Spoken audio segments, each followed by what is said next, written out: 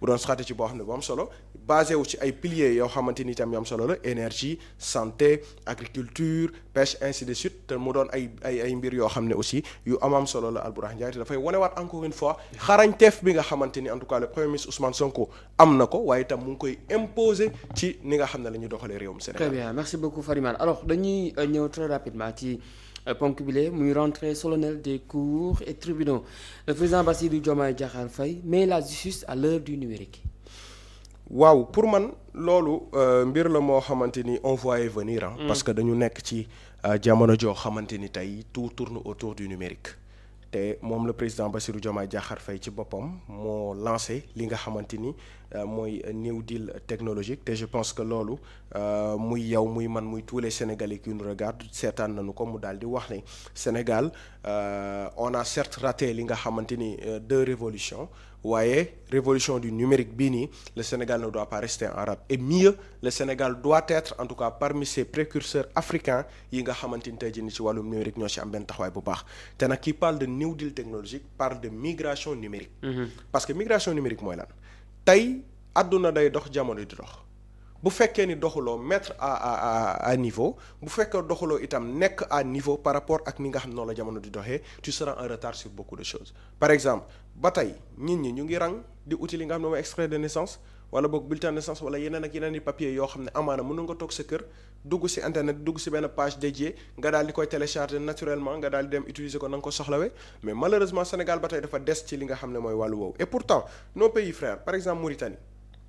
yenn kayit yi boo soxla da ngay dugg ci benn portail boo xam ne ministère de la justice moo ko moom ngir mën a télécharger ce genre dossier ce genre document maintenant loolu noonu bi ñu ko constaté mais c'est normal d'ailleurs ba ñu demee woon ci assise de la justice yi nga xamante ni amoon na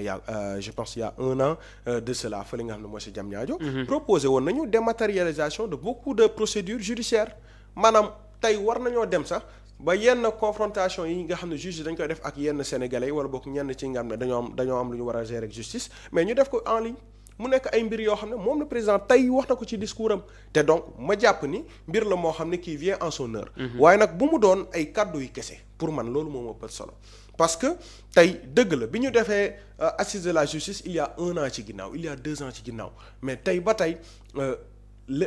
dafa manquer de réalisme on nous dit que oui y a des organisations qui sont créées am na ay nit yoo xam ne toog nañu pour waxtaan ainsi de suite tout ça c'est bien beau waaye pour man on a déjà cerné les problèmes pour man tey jii nii il faut tout simplement proposer des solutions appliquer ces solutions là ngir mën a indi ay réformes te tey moom le président dans son discours wax na ko nee na il y a pas mal de réformes yoo xamante ni tey daal dinañ koy tëral sur la table te liñ ci bëgg rek mooy sénégalais gis seen bopp waaye ci biir discours bi dafa am benn pàcc boo xam ne Albourakh dama ko bëgg a partager ak yow partager ko ak mbokki internautes yi. Allez-y.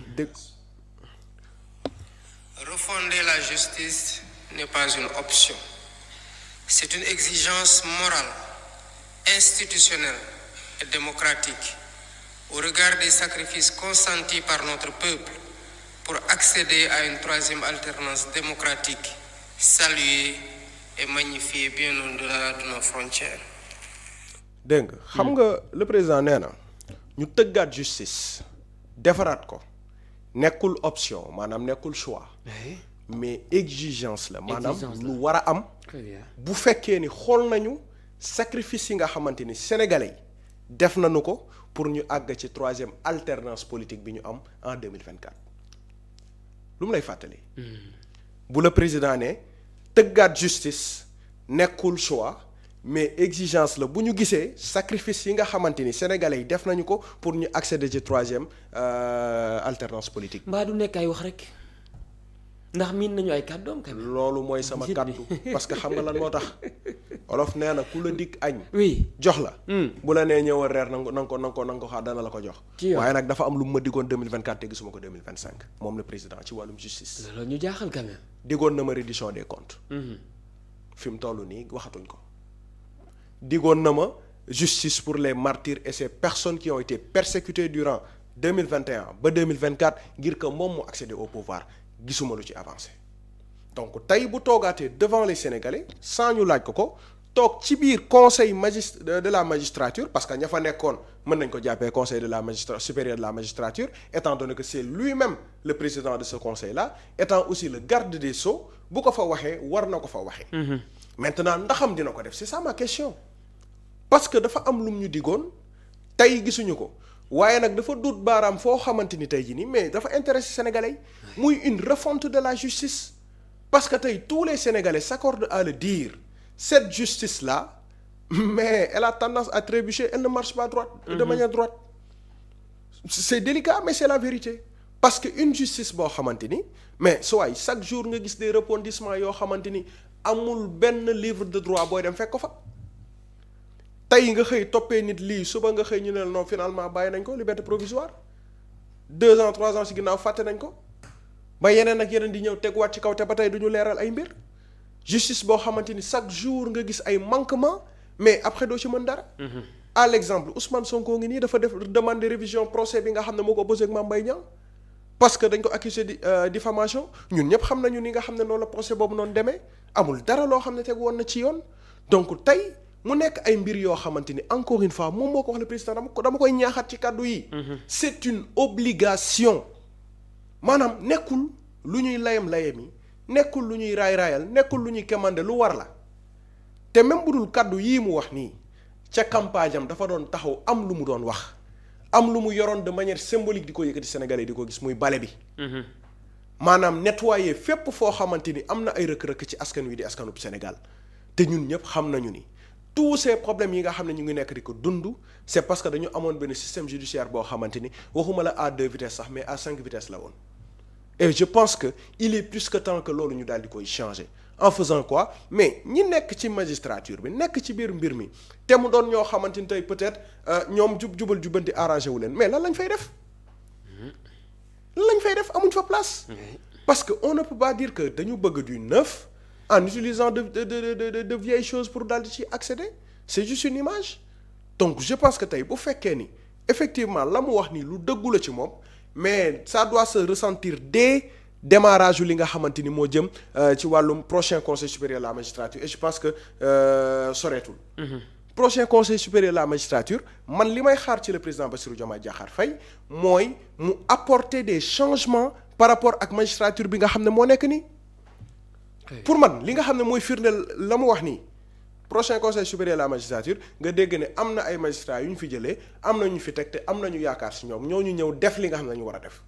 boobaa man dina ma biir ni dina ma leer ni effectivement le président Bassirou Diomaye li mu waxoon ci wàllum justice mais mu ngi nekk di ci liggéey. mais bu mu doon ay kaddu yoo xam ne dañu koy wax pour finalement mais que ça n'aboutisse à rien du tout parce que le discours de décembre 2024 avec le discours de décembre 2025 mais dara bokku ci. dara changé wu la ca non dafa changé kay. la ca utee bëri. parce que mënoo ma dig reddition des comptes. oui dig ma justice pour les martyrs dig ma des tas de choses pour finalement venir me dire way dëkk bi jàmm la soxla dëkk bi faaw ñu jubóole jàmmoo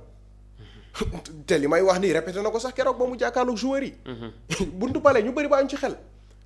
jàmmoo mooy lan fii kenn ñàkkul jàmm ñun ñëpp jàmm la ñu ràcc bu ñu sañoon saa yu dañuy dund dans l'ataraxie. béatitude bu pleine la ñu soxla ci réew mi waaye nag à condition que wax na ko sànq la justice elle est rendue au nom du peuple sénégalais qui en est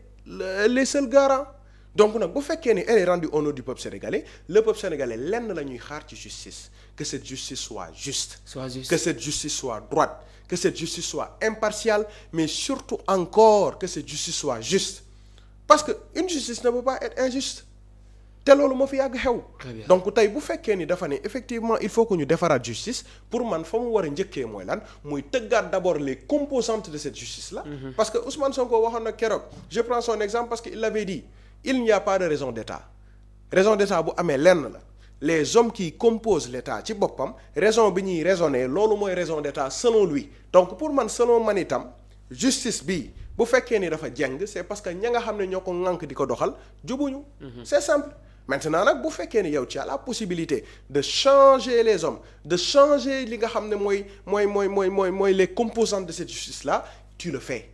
boo ko defee ba noppi nag nga bàyyi leen en toute liberté mettre leen face à la responsabilité ne leen askanub Sénégal lii la ñuy xaar ci yéen nekk leen ci Très bien. bu ko defee rek pour man li nga xamante ne wax na ko luy dëggu lay doon te boobaa les sénégalais sauront que le président bi leen diggoon justice moom mooy président bi nga xamante ne tey jii nii teg na ay pas ngir justice boo mën a am mais tant que li may wax nii nekkul lu am mu nekk ay actes yu concret pour man la mu wax nii waxub kese la mais finalement du doon luy concrétiser wu. Très bien après le discours on a vu aussi wala plutôt gis nañu photo bi nga xam ne le président Bassirou Diomaye Diakhar Faye mi ngi toog ak le président de l'Assemblée nationale El Malick ministre de la justice Yacine Fall ak ñenn ci ñi nga xam ne ñoo bokk ci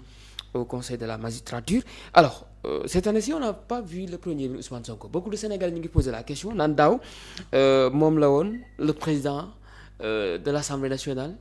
El Malick président Bassirou Diomaye Diakhar Faye ak le ministre